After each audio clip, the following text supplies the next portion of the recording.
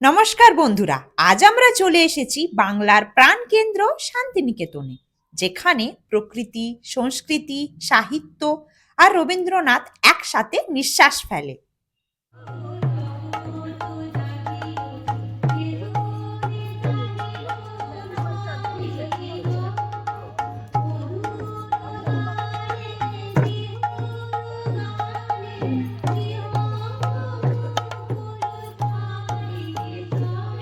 আজকের ভিডিওতে আপনাদের দেখাবো শান্তিনিকেতনে গিয়ে কি কি দেখবেন, কোথায় থাকবেন, কি কি করবেন, কোথায় খাবেন আর কিভাবে বা ভ্রমণটা একদম পারফেক্ট হবে।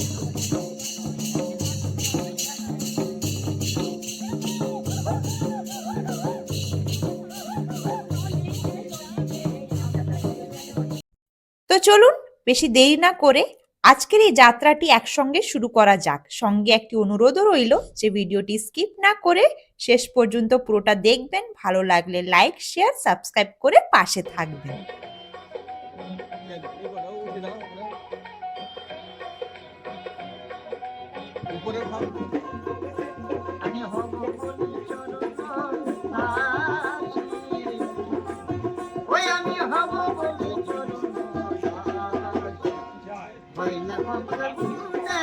নমস্কার, আমি সঞ্চিতা। আপনাদের সকলকে স্বাগত জানাই আমার আজকের এই নতুন ব্লগটিতে।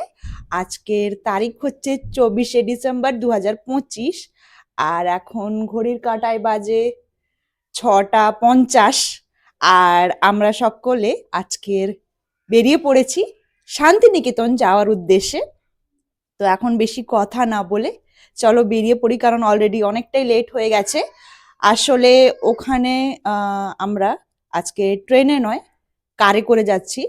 তো পার্সোনাল গাড়িতে গেলে এই সময়টাতে, যেহেতু তোমরা জানো এখন ওখানে পৌষ মেলা হচ্ছে, তো সেই মেলার কারণে অনেক জায়গায় রাস্তা বন্ধ হয়ে যায়, তো গাড়ি নিয়ে ঢুকতে একটু অসুবিধে হয়। তো আমাদের আরো আগে বেরিয়ে যাওয়া উচিত ছিল। তো যাই হোক, এখন আমরা বেরিয়ে পড়েছি। তো আর কথা না বলে বাকি কথা রাস্তায় হবে। চলো এখন যাওয়া যাক। আজকের আমাদের যাত্রাটি শুরু হয়েছে কলকাতা থেকে, আর এখন আমরা যাচ্ছি বালি ব্রিজের উপর দিয়ে ডানকুনির উদ্দেশ্যে। তো ডানকুনি হয়ে আমাদেরকে যেতে হবে বর্ধমান। মাঝে অনেক কটাই স্টপেজ পড়বে, তার মধ্যে শক্তিগড়টা তো তোমরা অনেকেই জানো। তো ওইখানে আমরা একটু হল্ট করব। তো যতই আমরা বর্ধমানের দিকে এগোচ্ছি ততই দেখছি রাস্তাটা পুরো কুয়াশায় ঢেকে যাচ্ছে। যখন আমরা বর্ধমানের দিকে পৌঁছাই তখন ওই 10টা কি 10:30 হবে। আর কুয়াশাটা দেখো, চারিপাশটা এমনভাবে কুয়াশায় ঢেকে আছে রাস্তাটা, যেন এখন শুদ্ধ ভোর হয়েছে। তবে বিশ্বাস করো, এটা কিন্তু 10টা 10:30 সময়কার এটা ফুটেজ। তো 10টার সময় যদি এরকম অবস্থা, তাহলে এর আগে ভোরের সময় কি অবস্থা ছিল। তো যাই হোক, এখন আমরা এই কুয়াশা মাখা রাস্তার দিকেই এগিয়ে যাচ্ছি। তো এবার বলে রাখি, বাই রোড ছাড়া শান্তিনিকেতন কিভাবে যাওয়া যায়। তো শান্তিনিকেতন যাওয়ার সব থেকে সহজ পথ হচ্ছে বাই ট্রেন। তো ট্রেনে বেশ কয়টাই ট্রেন রয়েছে কলকাতা থেকে, তো সেটা আমি স্ক্রিনে একটা লিস্ট দিয়ে রাখলাম, তোমরা একটু চোখটি বুলিয়ে নিও। ট্রেনে সহজেই যাওয়া যায় আর টাইমটাও কম লাগে। যেহেতু আমরা হঠাৎ করে প্ল্যানিংটা করেছি, তাই আমরা ট্রেনের টিকিট না পাওয়ার কারণেই আমাদেরকে বাই রোড হয়ে যেতে হচ্ছে। তো এখন আমরা শক্তিগড় পৌঁছে গেছি। শক্তিগড়ে তোমরা জানো এখানকার হচ্ছে ল্যাংচা খুব ফেমাস। তো এখানকার সবকটা দোকানের নামই তোমরা এরকম ল্যাংচা দিয়েই দেখতে পাবে, যেমন ল্যাংচা নিকেতন, ল্যাংচা হাব, এইভাবে। তো এরকমই একটা দোকান দেখে আমরা দাঁড়ালাম। তো আমরা সকাল সকাল খালি পেটে মিষ্টি খাবো না, তাই আমরা একটা করে এই ইডলি প্লেট নিয়েছি। খুব একটা খেতে যে ভালো ছিল তা নয়, মোটামুটি ছিল। যাই হোক, খিদের সময় সবকিছুই ভালো লাগে। তো গরম গরম ইডলি পেয়ে এখন সবাই আমরা ঝাঁপিয়ে পড়েছি। তো একটু পেট পুজো সেরে নিয়ে এবার আমরা আবার শান্তিনিকেতনের উদ্দেশ্যে যাব, কারণ আমাদের খুবই তাড়া রয়েছে। যেমনটা তোমাদের আগে বলেছি, যে করে হোক আমাদেরকে 12টার মধ্যে শান্তিনিকেতনে ঢুকতেই হবে। তা না হলে 3টের পর থেকে কিন্তু সমস্ত রাস্তাঘাট চারিদিক দিয়ে বন্ধ হয়ে যায়। তখন শেষে গাড়িটাকে ছেড়ে দিয়েই আমাদেরকে যেতে হবে। এরকমটা আগেও হয়েছে, মানে প্রিভিয়াস এক্সপিরিয়েন্স তোমাদেরকে যেটা হয়েছে সেটাই বলছি। তো যাই হোক, তো এখন আমরা যাচ্ছি নবাবহাটের উপর দিয়ে বোলপুরের উদ্দেশ্যে। তো এই নবাবহাটটা বর্ধমান ডিস্ট্রিক্টে পড়ে। এইখানে নবাবহাটে একটি মন্দির রয়েছে, যেটি হচ্ছে 108 শিব মন্দির। তোমাদের হাতে যদি সময় থাকে তোমরা এটিও ঘুরে দেখে নিতে পারো। তো ফাইনালি আমরা শান্তিনিকেতনে প্রবেশ করে ফেলেছি। আর প্রথমেই যেখানে আমরা পৌঁছেছি এটি হচ্ছে প্রকৃতি ভবন। এবার তোমরা হয়তো ভাবছো প্রকৃতি ভবন কেন প্রথমে দেখাচ্ছি। আসলে আমাদেরকে হোটেল থেকে, আমরা যে হোটেলে বুক করেছিলাম সেই হোটেল থেকে আমাদেরকে যেভাবে রাস্তা বলে দেওয়া হয়েছিল সেই রাস্তায় প্রথমেই আমাদের চোখে পড়েছে এই প্রকৃতি ভবন মিউজিয়ামটি। তো আমরা দেরি না করেই গাড়ি থেকে নেমে পড়লাম এটি ঘুরে দেখবার জন্য, কারণ জানি না এরপরে আর সময় হবে কিনা বা এই পথে আর আসা হবে কিনা। তো যাই হোক, এবার বলে রাখি প্রকৃতি ভবন বিষয়ে কিছু। প্রকৃতি ভবনটি হচ্ছে একটি মিউজিয়াম বা জাদুঘর। এখানে প্রবেশ মূল্য হচ্ছে 40 টাকা করে জনপ্রতি পিছু, আর মোবাইলে ফটোগ্রাফি ভিডিওগ্রাফির জন্য 20 টাকা এক্সট্রা দিতে হয়। এটি হচ্ছে বিশ্বভারতী বিশ্ববিদ্যালয় অন্তর্গত একটি গুরুত্বপূর্ণ জাদুঘর ও গবেষণা কেন্দ্র। এটি মূলত পরিবেশ, জীববৈচিত্র্য ও প্রকৃতি সংরক্ষণ বিষয়ক শিক্ষা ও সচেতনার জন্য তৈরি করা হয়েছে। এই ভবনের উদ্দেশ্য মানুষকে প্রকৃতির সঙ্গে গভীর সম্পর্ক গড়ে তুলতে শেখানো হয় এবং পরিবেশ রক্ষার গুরুত্ব সম্পর্কে অবগত করা হয়। এখানে ভেতরেই প্রবেশ করে তোমরা দেখতে পাবে বেশ কিছু ভাস্কর্য, যেগুলি কাঠের গুঁড়ি, গাছের গুঁড়ি, কাঠ, পাথর এইসব দিয়ে তৈরি। এখানে মোট 2টি বিল্ডিং রয়েছে, আর 2টি বিল্ডিংয়েই একতলা দোতলা করেই, মানে গ্রাউন্ড ফ্লোর ফার্স্ট ফ্লোর করে রয়েছে। সবকটাতেই এই ধরনের বেশ কিছু ভাস্কর্য রয়েছে। এগুলি প্রত্যেকটা তোমরা ঘুরে ঘুরে দেখতে পারো, ছবি তুলতে পারো অথবা ভিডিও করতে পারো, যদি তোমরা এক্সট্রা 20 টাকা চার্জ দিয়ে থাকো তাহলেই। তো আজকের এখানে না প্রকৃতি ভবনে একটি বিশেষ অনুষ্ঠানের আয়োজন হয়েছিল। তো আমরা খুব লাকি যে আজকের দিনে এসে আমরা এই অনুষ্ঠানটি দেখতে পেয়েছি। তো সেটা তোমাদের সাথেও আমি শেয়ার করব।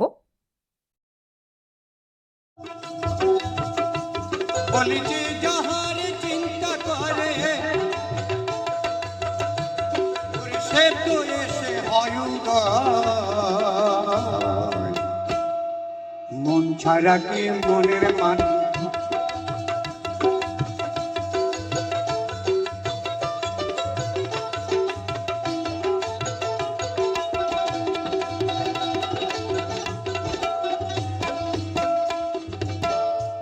তাই মনের মানুষ মনোহরা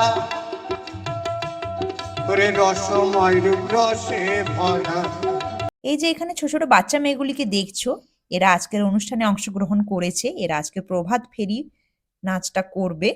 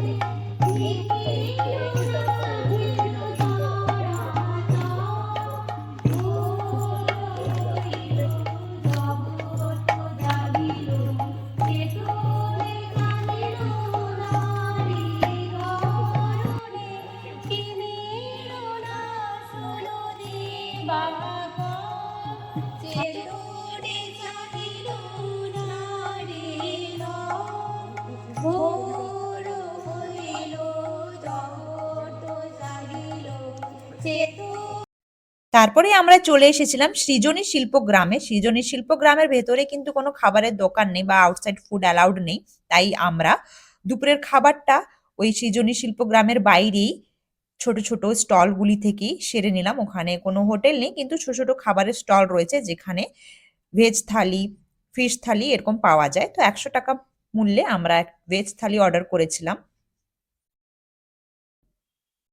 সৃজনী শিল্পগ্রামে ঢুকতেও কিন্তু টিকিট লাগে।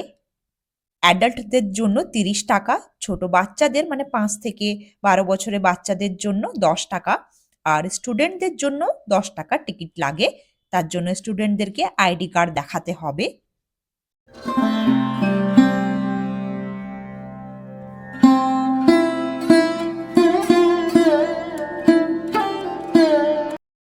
সৃজনী শিল্পগ্রাম শান্তিনিকেতনের একটি সাংস্কৃতিক গ্রাম, যা পূর্ব জোনাল কালচারাল সেন্টার ইজেডসিসি এর অধীনে প্রতিষ্ঠিত। যেখানে ভারতের বিভিন্ন রাজ্যের লোকশিল্প ও সংস্কৃতির একটি প্রতিচ্ছবি তুলে ধরা হয়েছে। বিশেষত এখানকার ঘরগুলিতে প্রতিটি রাজ্যের নিজস্ব জীবনধারা ও শৈল্পিক নিদর্শন দেখা যায়।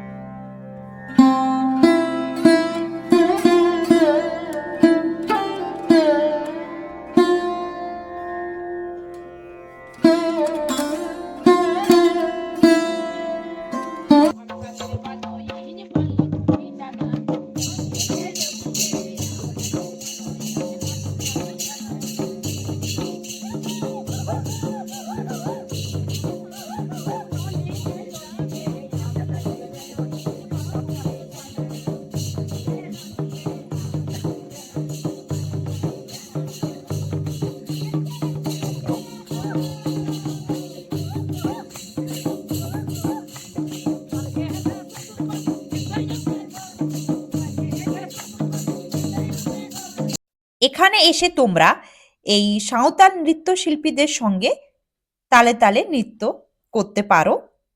এছাড়াও ভেতরে রয়েছে বেশ কয়েকটা হস্তশিল্পীদের স্টল। এই স্টলগুলি ঘুরে দেখতেও পারো অথবা কেনাকাটাও করতে পারো।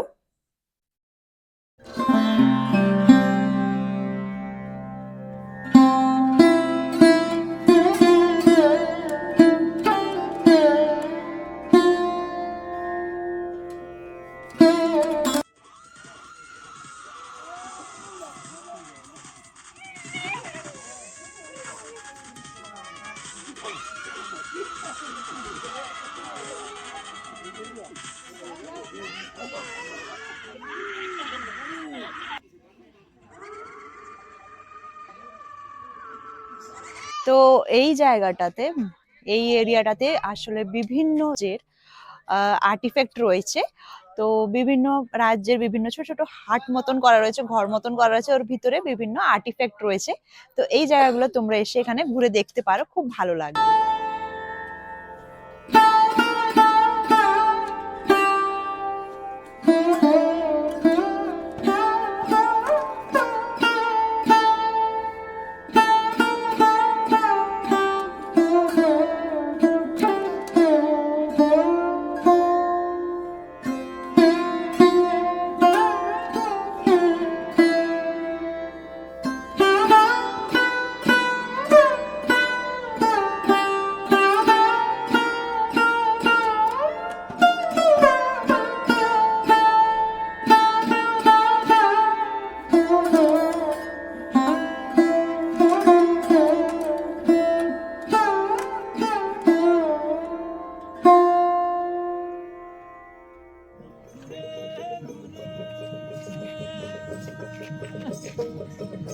আমরা পেয়েছি এই মানব জন্ম সাদের জন্য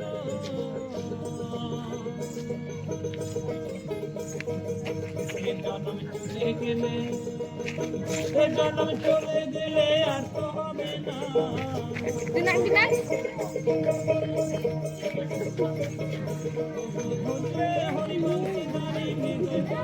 এই পুরো জায়গাটা ঘুরে দেখতে কমপক্ষে 1 থেকে 1.5 ঘন্টা সময় তো লাগবেই। এরপরে এখান থেকে আমরা চলে যাব সুরুল রাজবাড়ির উদ্দেশ্যে।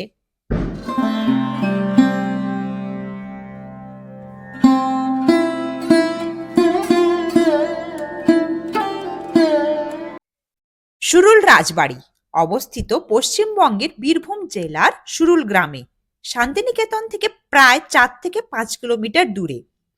এই ঐতিহাসিক রাজবাড়িটি একসময় ছিল বীরভূমের জমিদার পরিবারের বাসস্থান এবং বাংলার নবাবী যুগের স্থাপত্য শৈলীর এক অনন্য নিদর্শন। এখানে 10 টাকার মূল্যে টিকিট কেটে আপনারা এই পুরো ঠাকুর দালান চত্বরটা ঘুরে দেখতে পারেন। সুরুল রাজবাড়ির প্রতিষ্ঠা হয়েছিল 1900 শতাব্দীতে। রাজবাড়িটি একসময় ছিল জমিদার রায় পরিবারের অধীনে। মুঘল ও ইউরোপীয় স্থাপত্যের সংমিশ্রণে নির্মিত এই প্রাসাদ বাংলার ঐতিহ্য ও ঐশ্বর্যের প্রতীক।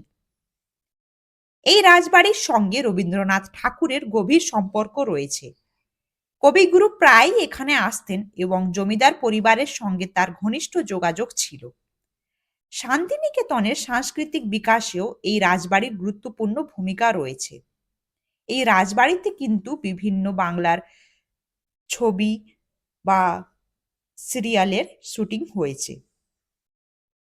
রাজবাড়ির প্রবেশদ্বার, বিশাল উঠান, খিলানযুক্ত বারান্দা, কারুকার্যময় খোদাই করা স্তম্ভ ও দেয়াল আজও অতীতের অভিজাত্য বহন করে। রাজবাড়ির চারিপাশে রয়েছে প্রশস্ত বাগান ও পুকুর, যা পরিবেশকে আরো মনোরম করে তোলে। এখানে কিন্তু আজও দুর্গাপুজো, বিভিন্ন লোকসংস্কৃতি অনুষ্ঠান, সাংস্কৃতিক উৎসব ও নাট্যনাটিকা হয়ে থাকে। শান্তিনিকেতনের বসন্ত উৎসবের সময় বহু পর্যটক এই রাজবাড়ি দর্শনে আসেন। যেমন আজ আমরা এসেছি এই পৌষ উৎসবের সময় বা পৌষ মেলার সময়। শান্তিনিকেতন থেকে খুব সহজেই টোটো করে পৌঁছানো যায়।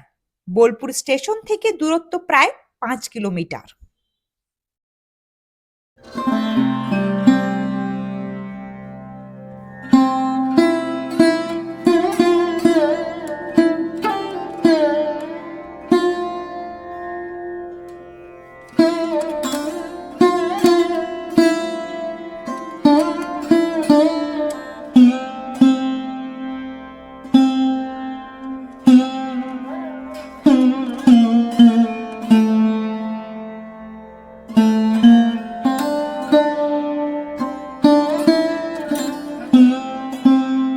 এবার তোমাদের বলে রাখি, শান্তিনিকেতনে কিন্তু বুধবার আর বৃহস্পতিবার বেশ কয়েকটা জায়গায় বন্ধ থাকে।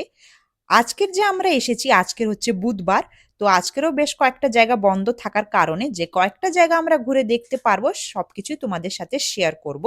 তো এখন আমরা এসেছি আমার কুটিরে। এই আমার কুটির শান্তিনিকেতনের গ্রামীণ শিল্পের এক জীবন্ত গ্রাম। এটি শুধুমাত্র একটি দর্শনীয় স্থান নয়, বরং বাংলার গ্রামীণ হস্তশিল্প, সংস্কৃতি ও স্বনির্ভরতার এক অনন্য উদাহরণ।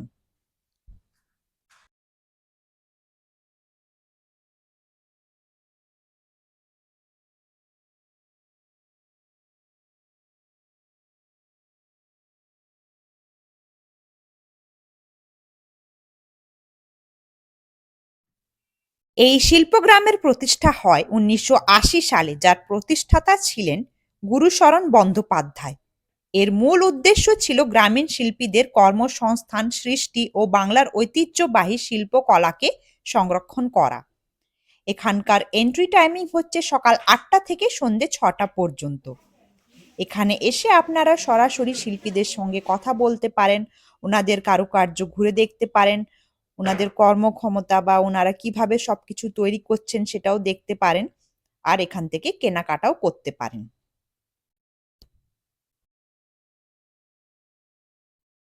এখানে এলেই চোখে পড়বে কাঁথা সেলাই, বাটিক শিল্প, কাঠের কাজ, মৃৎশিল্প, চামড়ার সামগ্রী, হাতে বোনা শাড়ি, পোশাক, পটচিত্র, লোকশিল্প। আর এখানে তৈরি প্রতিটি জিনিসের মধ্যেই লুকিয়ে আছে বাংলার মাটি ও মানুষের গল্প। এখানে স্থানীয় শিল্পীরা বসবাস করেন এবং প্রতিদিন নিজের হাতের তৈরি বিভিন্ন শিল্পকর্ম তৈরি করেন এবং কেনাবেচা করে থাকেন। তো এখানে পর্যটকরা প্রায়শই এসে থাকেন এখান থেকে জিনিসপত্র কেনাকাটা করতে।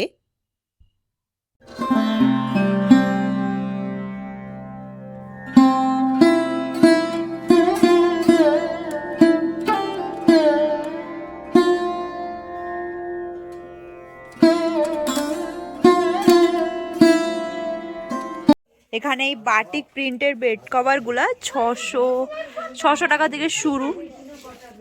অনেক কটাই কালার রয়েছে এখানে। আর এইদিকে যে কাঁথাগুলি রয়েছে এগুলি 1000, 2000 করে এরকম রেট রয়েছে। 1000, 2000, 3000 এরকম বিভিন্ন সাইজের, কালার, প্যাটার্ন।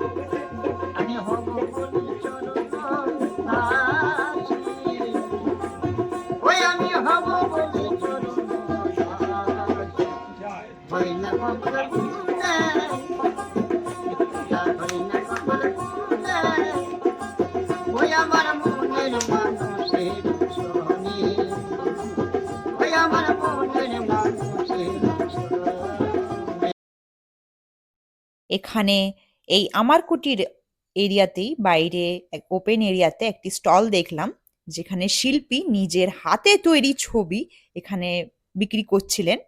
তো প্রায় এই ছবিগুলির দাম ওই ধরে নিন কোনটা 200, কোনটা 250, কোনটা 400, কোনটা 500 এরকম দাম এটা অয়েল রয়েছে। পেস্টেল দিয়ে। তো আমরাও এখান থেকে দুটি ছবি পছন্দ করে কিনলাম, পরে এগুলো বাড়িতে গিয়ে বাঁধিয়ে নেব।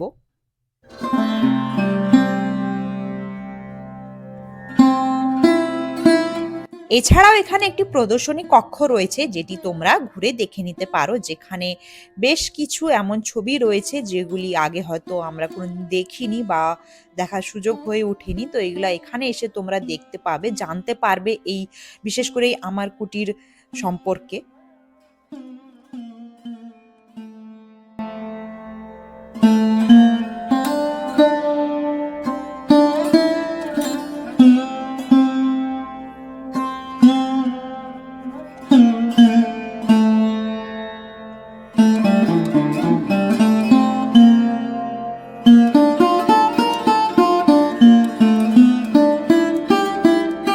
আমাদের ছোট নদী চলে আঁকে বাঁকে, বৈশাখ মাসে তার হাঁটু জল থাকে।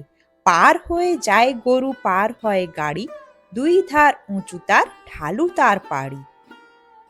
এই কবিতার অনুপ্রেরণাতেই কোপাই নদী বাংলার মানুষের মনে এক আবেগঘন নাম হয়ে আছে। কোপাই শুধু একটি নদী নয়, এটি শান্তিনিকেতনের প্রকৃতি, সাহিত্য ও সংস্কৃতির প্রতীক। কোপাই নদী ঘুরে দেখবার পর আমরা আবার আমার কুটিরে ফিরে এলাম। এখান থেকে আমার কুটির ক্যান্টিন থেকে তোমরা এই 10 টাকা মূল্যের সিঙ্গাড়া আর 20 টাকা মূল্যের চাটি খেয়ে দেখতে পারো। অসাধারণ খেতে, অল্প মূল্যে এমন দারুণ সিঙ্গাড়া আর চা, সত্যি এই বিকেলের সময় মানে এক কথায় খুবই দারুণ খেতে হয়েছিল। তোমরা এটা অবশ্যই ট্রাই করতে পারো। এরপরই আমরা চলে এসেছিলাম কঙ্কালীতলা মায়ের মন্দিরে। এই কঙ্কালীতলা মন্দিরটি কিন্তু শান্তিনিকেতন থেকে প্রায় 9 কিলোমিটার দূরে অবস্থিত। এটি ভারতের অন্যতম প্রসিদ্ধ 51 সতীপীঠের মধ্যে একটি, বা এটিকে শেষ সতীপীঠও বলা হয়। লোককথা অনুযায়ী সতী দেবীর কোমর বা কঙ্কাল অংশ এখানে পতিত হয়েছিল, সেই থেকেই এই স্থানের নাম কঙ্কালীতলা। এখানে কিন্তু সকাল ও সন্ধে পুজো হয়ে থাকে। তোমরা এসে বাইরে থেকে মন্দিরের বাইরেই ডালা দোকান থেকে ডালা কিনে এখানে পুজো দিতে পারো। এখানে কিন্তু মায়ের কোনো বিগ্রহ নেই, এখানে যেটি আছে সেটি হচ্ছে কালী মায়ের একটি ফটো।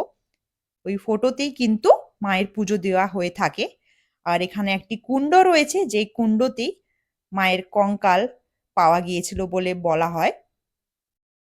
এখানে সন্ধেবেলা আসার উদ্দেশ্য হচ্ছে, এখানে প্রতিদিন সন্ধেবেলা ওই 6টা বা 6টা 15 নাগাদ এখানে সন্ধে আরতি হয়ে থাকে, যেটা কিছুটা ওই বেনারস বা আমাদের কলকাতার বাবুঘাটের গঙ্গা আরতির মতনই, কিন্তু দেখতে দারুণ লাগবে, মানে গায়ে কাঁটা দিয়ে উঠবে এই আরতিটা দেখলে।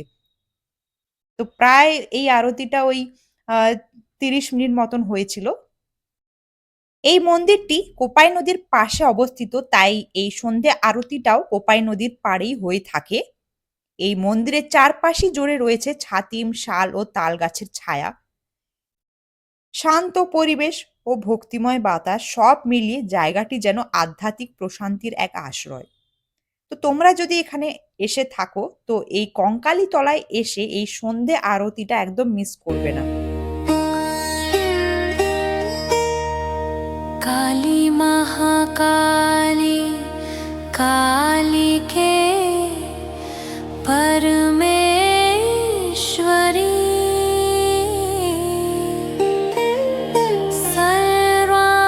सर्वानंदकरी देवी नारायणी नमोस्तुते।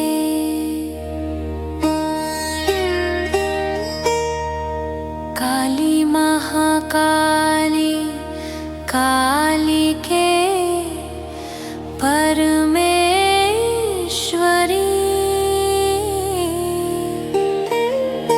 सर्वानंदकरी देवी नारायणी नमोस्तुते।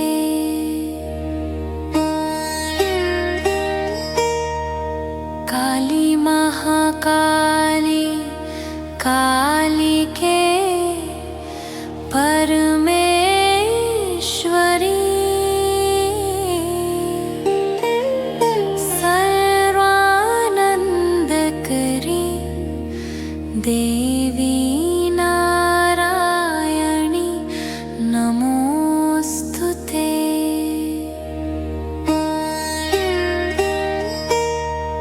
काली महाकाली कालिके परमेश्वरी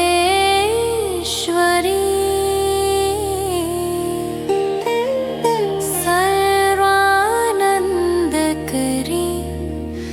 देवी नारायणी नमोऽस्तु ते।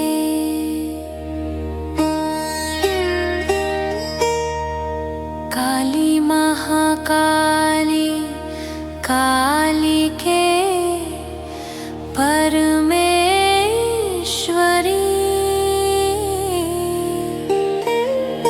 सर्वानन्दकरी देवी नारायणी नमोऽस्तु ते।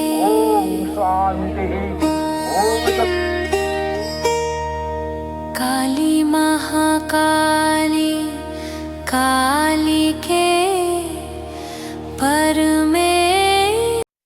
এই কঙ্কালী তলায় কিন্তু প্রতিদিন দুপুরে ভোগ প্রসাদ পাওয়া যায়, যেটি মূল্য হচ্ছে 60 টাকা, আর স্পেশাল ভোগ হলে সেটি মূল্য হচ্ছে 150 টাকা। তো আমি স্ক্রিনে আর ডেসক্রিপশন বক্সে একটি নাম্বার দিয়ে রাখলাম, এই নাম্বারে যোগাযোগ করে তোমরা কুপনটি আগে থাকতেই কেটে নিতে পারো, বা মন্দিরে গিয়েও সকালবেলা একদম 8টার মধ্যে গিয়েও কেটে নিতে পারো। এই মন্দির চত্বরে রয়েছে মহাদেবের মন্দির আর রয়েছে একটি হ্রদ, এটাও তোমরা ঘুরে দেখে নিতে পারো। এবার বলে রাখি শান্তিনিকেতনে গিয়ে থাকবে কোথায়। আমরা যেখানে ছিলাম এটি হচ্ছে শ্যামবাটি বাজারের উপরে নটরাজ গেস্ট হাউসে, নাম্বারটি ডেসক্রিপশন বক্সে আর স্ক্রিনেও দিয়ে রাখলাম। আমরা যেই সময় গিয়েছিলাম এটি হচ্ছে পিক সিজন, মানে একদম পৌষ মেলার সময় গিয়েছিলাম, তো হোটেল পাওয়া বা গেস্ট হাউস পাওয়াটা একটু খুব চাপের হয়ে যায় এই সময়। তো আমাদের যেহেতু হঠাৎ করে প্ল্যান ছিল, তাই আমরা এই 1,500 টাকার মূল্যে এক রাত্রির জন্য এই গেস্ট হাউসটি পেয়েছিলাম। খুব একটা স্পেস নেই রুমটাতে, তো এক রাত্রির জন্য আমরা অ্যাডজাস্ট করে নিয়েছি। তোমরা চাইলে প্রিমিয়াম কোয়ালিটি বা খুব ভালো কোয়ালিটি হোটেল বা রিসর্টও বুক করতে পারো, যেটি যে কোনো বুকিং অ্যাপস থেকেই করা যায়, যেমন কি booking.com বা আগোডা বা মেক মাই ট্রিপ। তো এখান থেকেও তোমরা বুকিং করে নিতে পারো। হোটেলে ঢুকে আমরা ফ্রেশ হয়ে সন্ধেবেলা আমরা বেরিয়েছিলাম পৌষ মেলা দেখতে, যেটির জন্য এত দূর থেকে আসা। তো এই পৌষ মেলা নিয়ে ভিডিওটি নেক্সট ভিডিওতে থাকছে পুরো ডিটেলসে। তো নেক্সট ভিডিওটি জন্য অপেক্ষা করতে থাকুন, আর এই ভিডিওটি যদি ভালো লাগে একটি লাইক শেয়ার সাবস্ক্রাইব করে চ্যানেলটি পাশে থাকুন। দেখা হচ্ছে পরবর্তী ভিডিও নিয়ে খুব তাড়াতাড়ি। ততদিন পর্যন্ত ভালো থাকুন, সুস্থ থাকুন।